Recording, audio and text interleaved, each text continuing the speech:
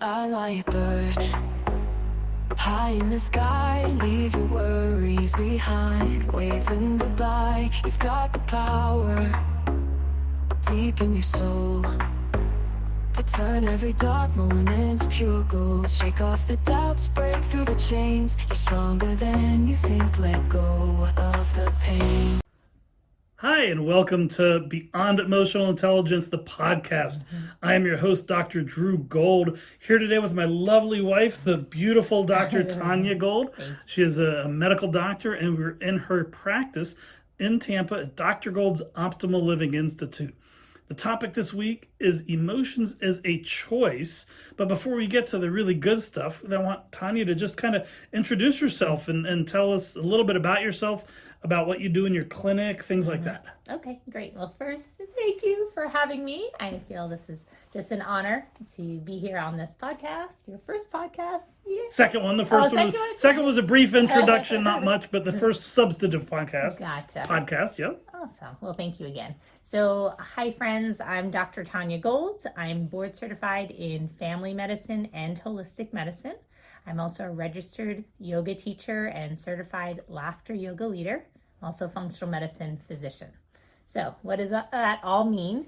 With my patients here at my office, Dr. Gold's Optimal Living Institute, I see patients for long periods of time, usually sometimes an hour, sometimes more. A lot of times two, it could be two. Sometimes even three. Yeah, we really get to the root cause of what's going on. I want to find out why they're sick. If they're well, and I do see a lot of well patients, we want them to stay that way. Now, we know our bodies change, but we know for a lot of things, especially chronic disease, there's a lot of prevention involved. So we do stress good, healthy eating long term, and what we do most of the time, more consistently, and then also our activity levels. So we have the 20-second workout, which I can always share later, but just literally sprinkling in small mini workouts throughout your day is something I found a lot of patients are interested in, that usually wouldn't exercise because they're like, 20 seconds, I can do that. And then the other part... Anybody can do 20 seconds. Exactly. And you do it every 20 minutes.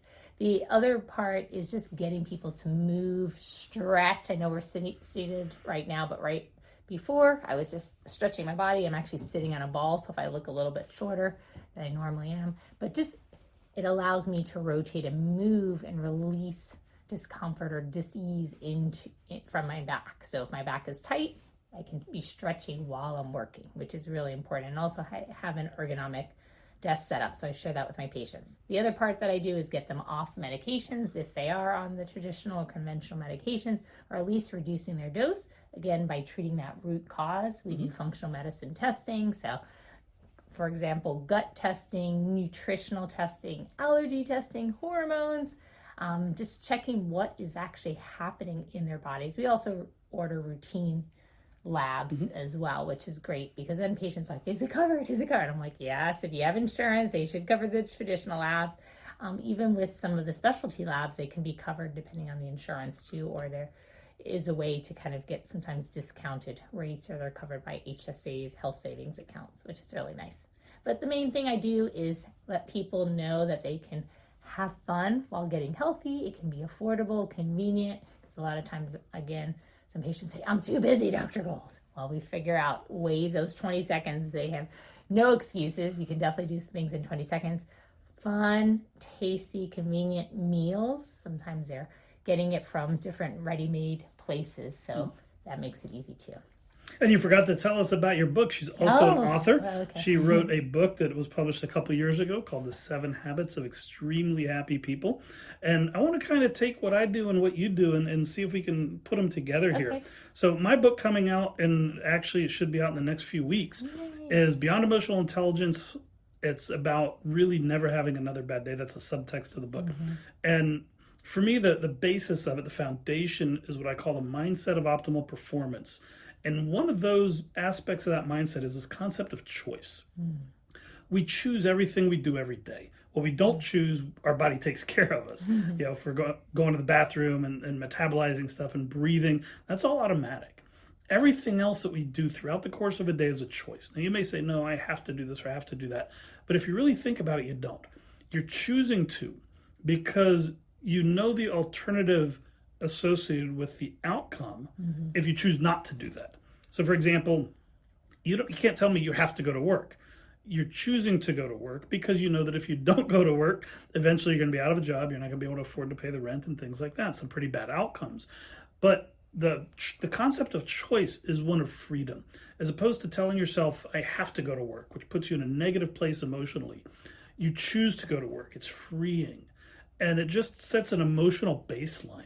And what I want to do here is talk to you about what my concept of choice, your concept of happiness, as it pertains to emotions. So how does this concept of choice impact happiness, or in particular, how does it help with our mental health? Right. Well, first, we know millions of people suffer with depression and anxiety.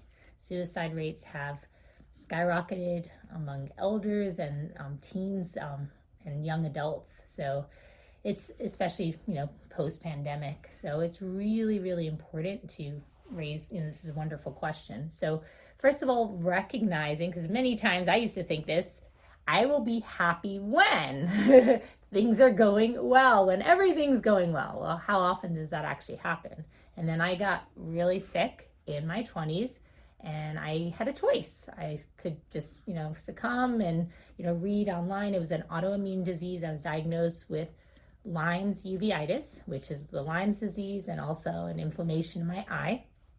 So a lot of pain.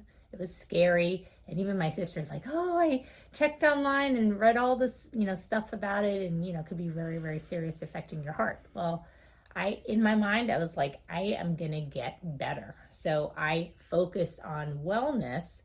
But the way this happened, because I was scared and a lot of stuff was going on, I just took a step back. I did follow my doctor's instructions. And when I say I'm a holistic medical doctor, I don't discount Western medicine. Thank God for Western medicine. If you're really sick, they can take care of you. But for me, I needed the blending of both, because they were taking care of me with my physical symptoms, but my mental well-being, outside of just seeing a counselor, I needed to bring in joy, because I literally was in the dark because my eye was so swollen and red, and I was so sensitive to the sun. I had to wear dark glasses, and they told me I have to be in the dark rooms because bright light just caused even more pain. So I couldn't really read. I can listen to music, but I couldn't watch TV. It was really isolating. So through laughter, and the way I found this out was, how do you find out anything? Google, right? So laughter yoga. And I honestly took a class way back when, but I didn't need it at the time. So I thought, I was like, oh, that's cute, but, and just put it aside. But then I read about it again, and they said you can laugh to feel happy. I never thought of that concept. So laugh to feel happy, or smile to feel happy. And I was like, oh, how am I going to do this? And they said, why don't you join the laughter hotline? I was like, oh, I could do that. So I actually did get online. I was a little embarrassed, but they had a pre-recording. So I just listened to it, and hearing other people laughing, I started laughing. And I'm not kidding. After the first session, I already felt better. And I was like, okay, hopefully they won't lock me up, but I don't care, because I'm feeling better. My eye is getting better. The doctor was like, what are you doing? You're healing faster. So I just kept doing it, and I still do it to this day. And the research has shown 15 minutes of laughing. And again, you might say, ha, ha, ha, he, he. Yes, just keep doing it until it feels more real. You can prompt it too. So you can watch funny movies, or listen to some funny shows or music, or just start laughing, or call the laughter hotline. But laughing for 15 minutes actually opens up blood vessels. So you're actually increasing oxygen to the brain. You're also raising endorphins. Yeah. It's a great ab workout. So highly recommend that too, because I do not like doing lots of crunches. So for me, it was like, yes, this is working. And then again, I was getting better. So on a personal scale, it's like, okay, if it helps me, can it help some other people? And they have shown studies also to reduce pain. Mm-hmm. So for my patients that are suffering with neck pain, back pain, shoulder pain, just so many ailments, abdominal pain, it's amazing. You really are getting more blood flow to those areas, relaxing those muscles. And that's in part just because of the endorphin release too. Exactly. Because as you're laughing, you're releasing endorphins. Exactly. Physiology, I talk about this in my book.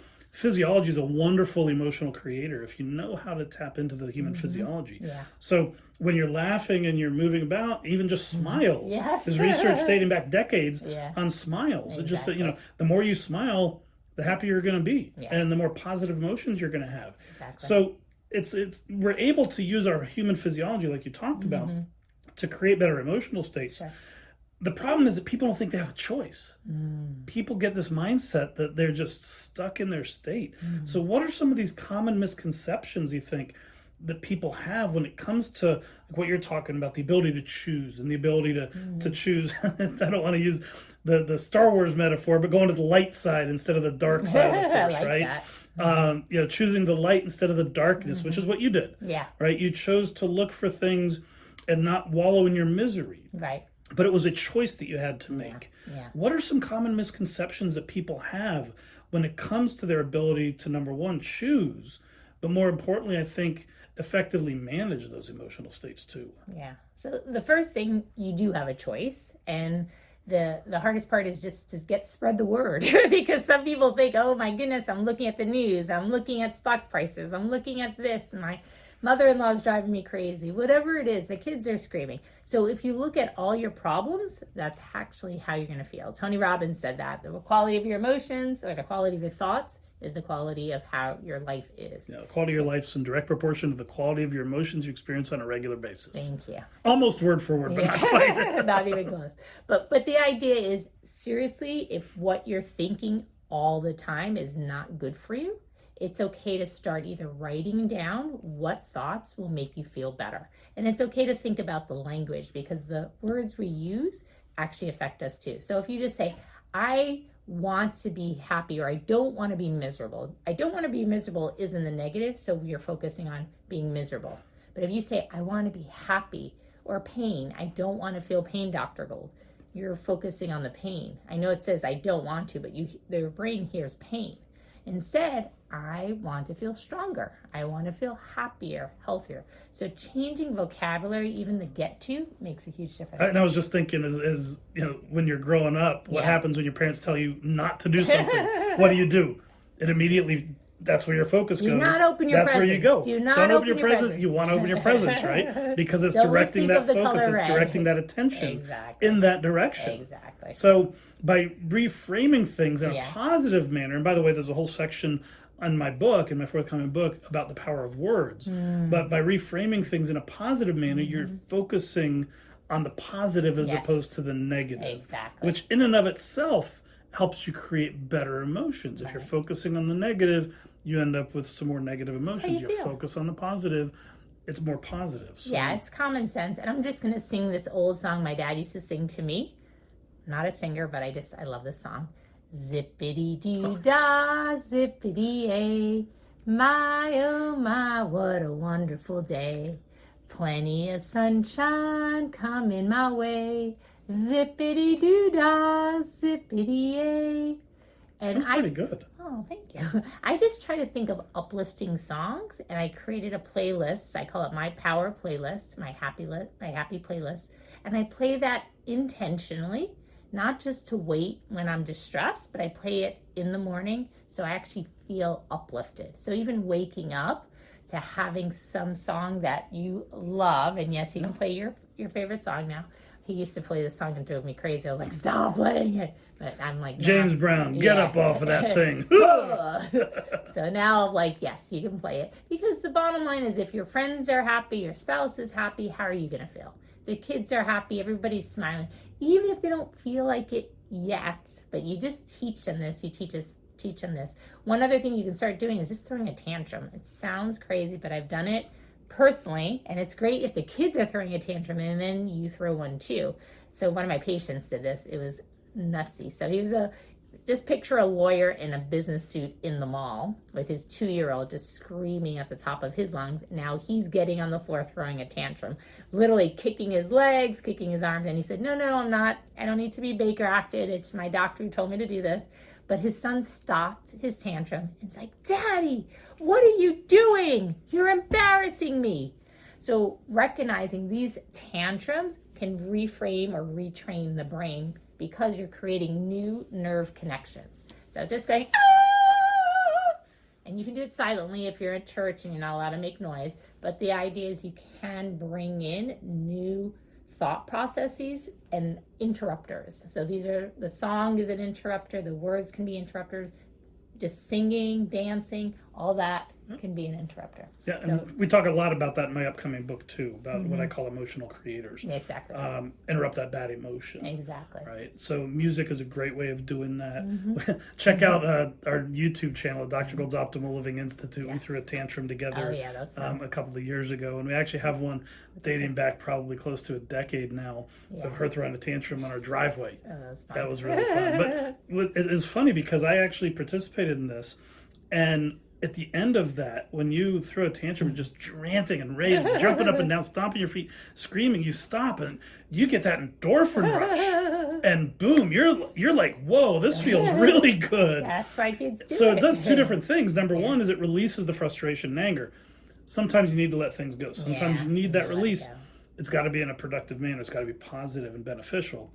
You don't want to just sit there and rip into somebody and start tearing somebody else down as part of your release, because then you get into a counterproductive situation. So sometimes you might need to just step aside, go somewhere quiet, and like you said, silently just and throw a tantrum without making a noise. Do it in your car. Something like that.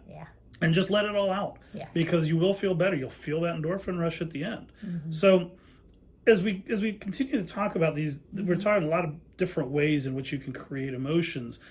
Choice is that fundamental thing, and I guess it's just making sure that people understand that they do have a choice. Yes, so that's a big and how thing. do you go about trying to convince people and I have a dialogue that I use when I have students and no, I don't have a choice, and we go through this and have a conversation about it.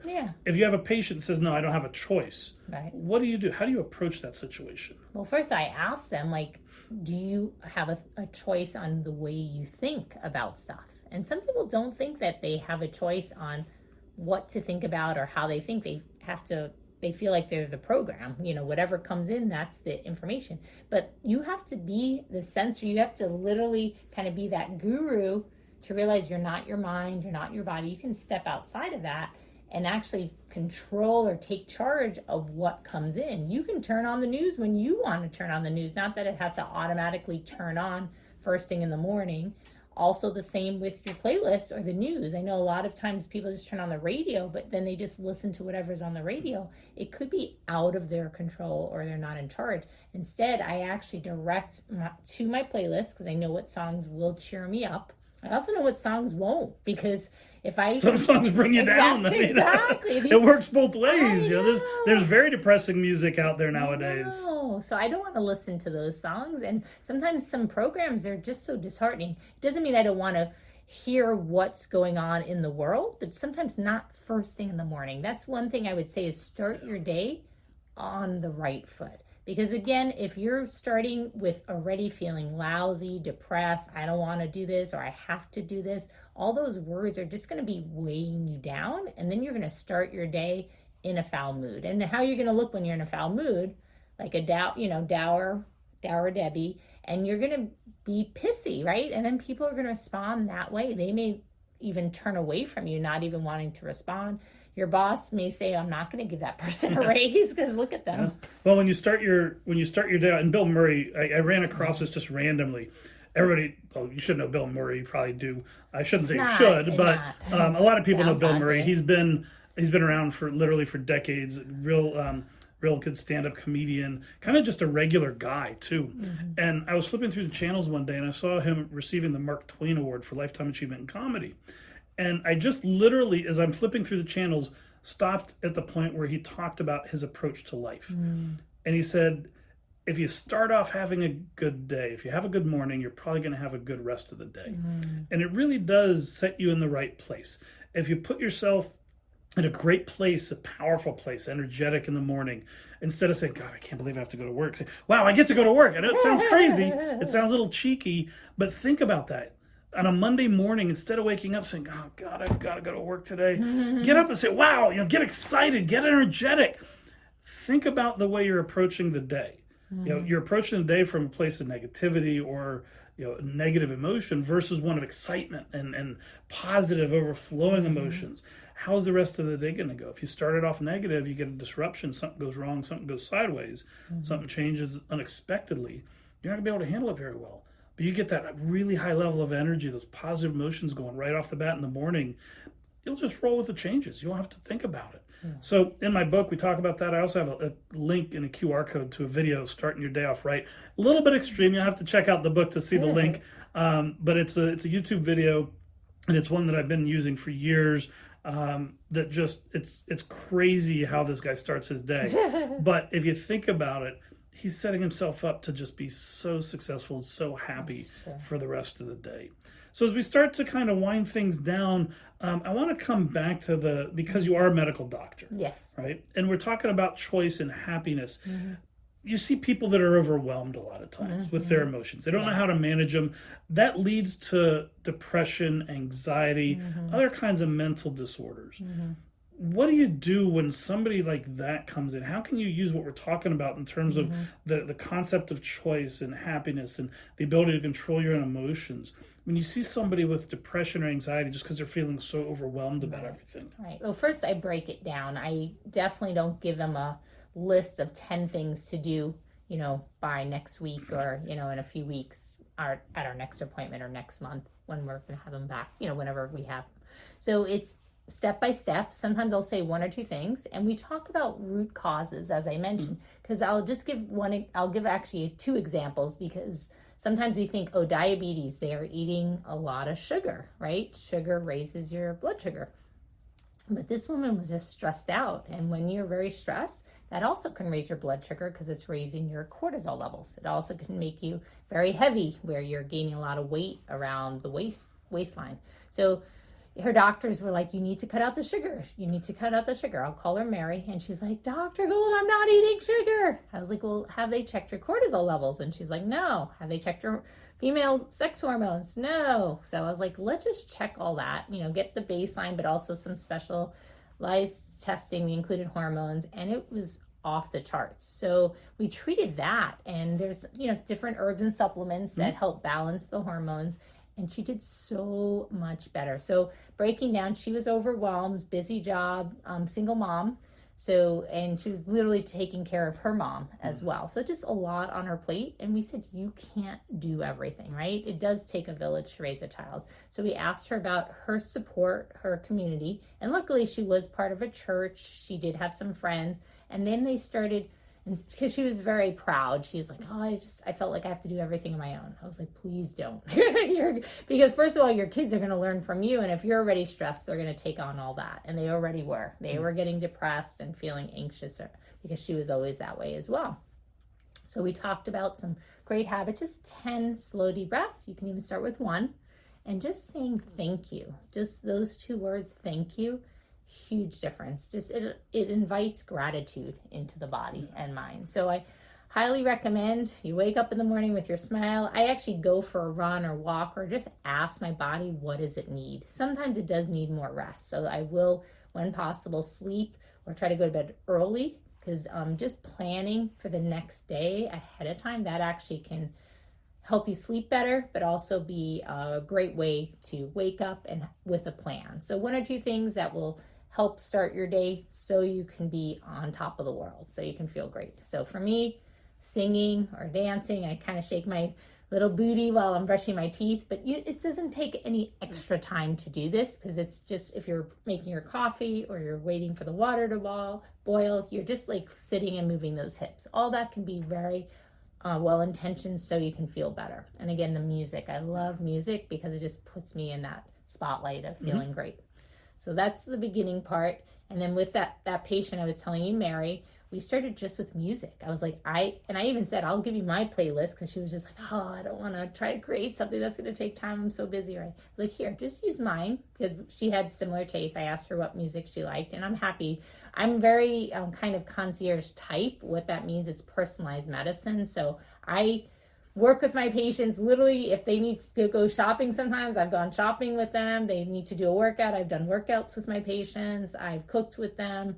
Obviously, if you see them in the office, but whatever it takes to get them well is what I'm willing to do, because that's ultimate point, the patient gets well long term. And eventually doesn't need you anymore. Well, that's true. My coach said that's the worst business model ever. But that's what we try to do in your clinic, right? I get referrals, so that's a good thing. Yeah, and honestly, I love it because it's like mom. You want your kids to grow up and have a good life and, basically not need you for the day-to-day, everything like that, or, giving you money and all the other stuff.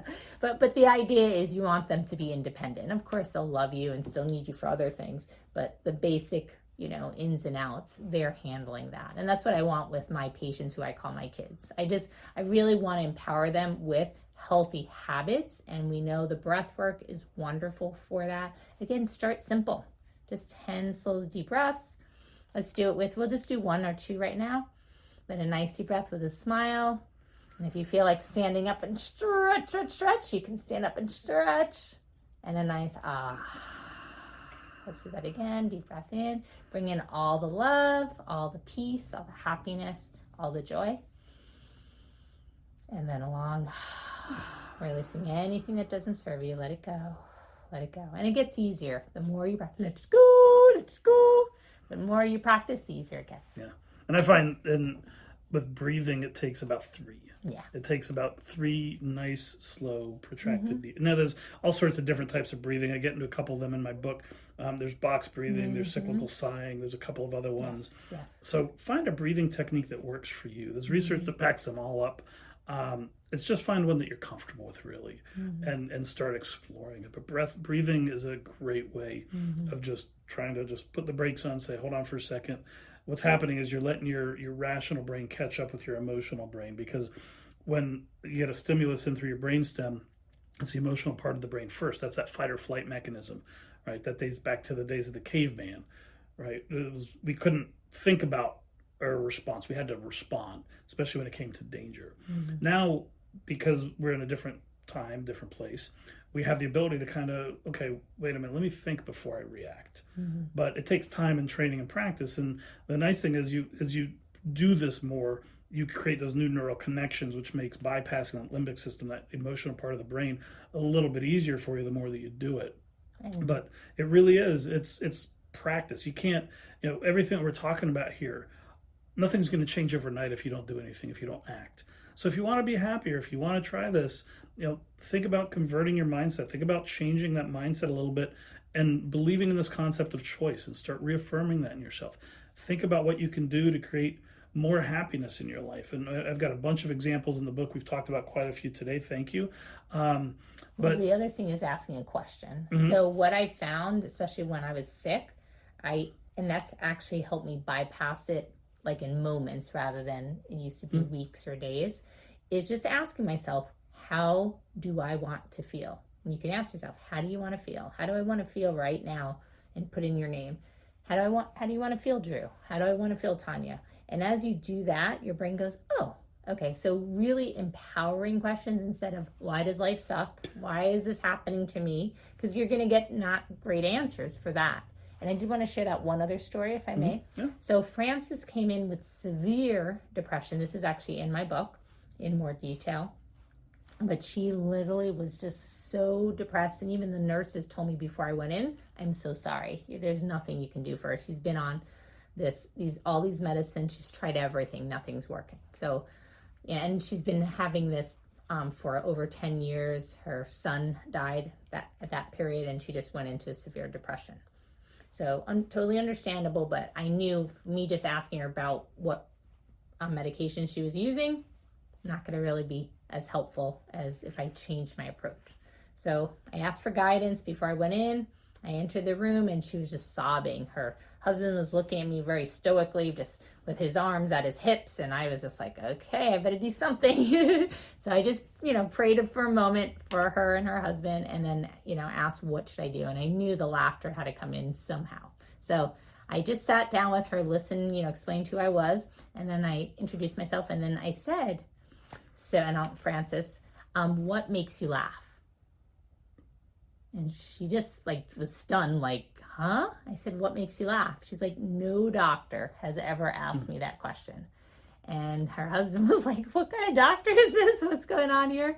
So I said, I'm being serious. When's the last time? Can you think of any time when you really smiled and laughed? And she goes, actually, my husband was in the military. He was stationed in Hawaii. And this is the first time I met him. I was actually studying abroad. I was from France. I was studying in Hawaii. And we were at a dance. And he asked me to dance. And it was a chicken dance.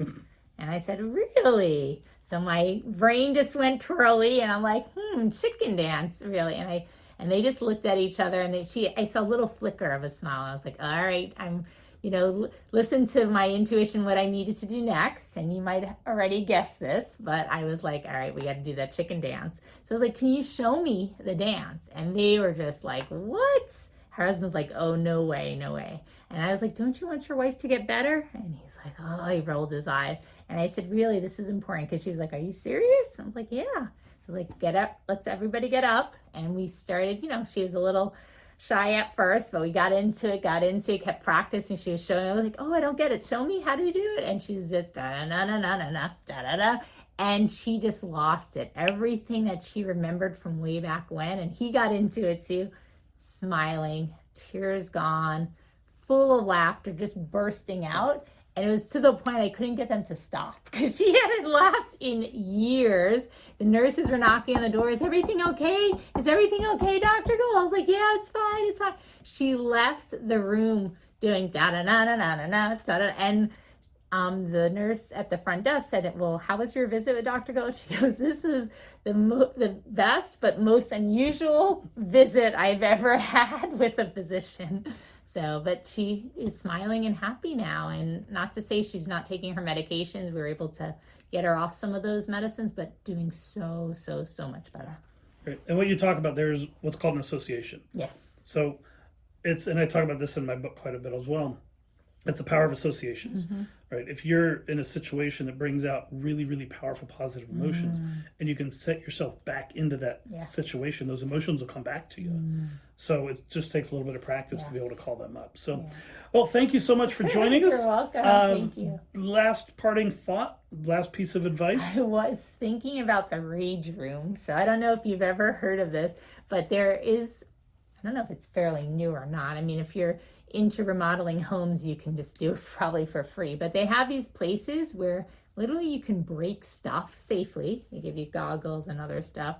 But the nice part is it's a release. So singing and dancing may not be your thing. Laughing may not be your thing. There's always something, right, that works for you.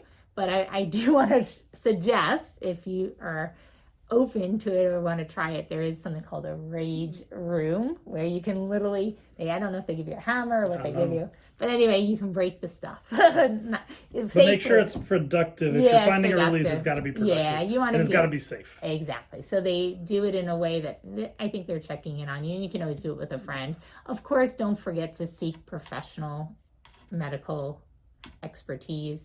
If you're really suffering with depression, anxiety, bipolar, schizophrenia, whatever it is, the diagnosis, or you don't have a diagnosis yet, please see a specialist, get diagnosed, find out what the heck is going on. And remember, you're not a diagnosis, you're not a disease. It just means it can be some avenues for getting better. And if you're really saying, I don't want to be on all these medicines with potential side effects and stuff, there's a lot of newer medications out there, including the ketamines and the mushrooms. And, of course, we're not going to dive into those, but just know there are answers, even cognitive behavioral therapy. So a lot of kind of talk or solution-based therapies that are out there as well, and a lot of natural therapies, including acupuncture.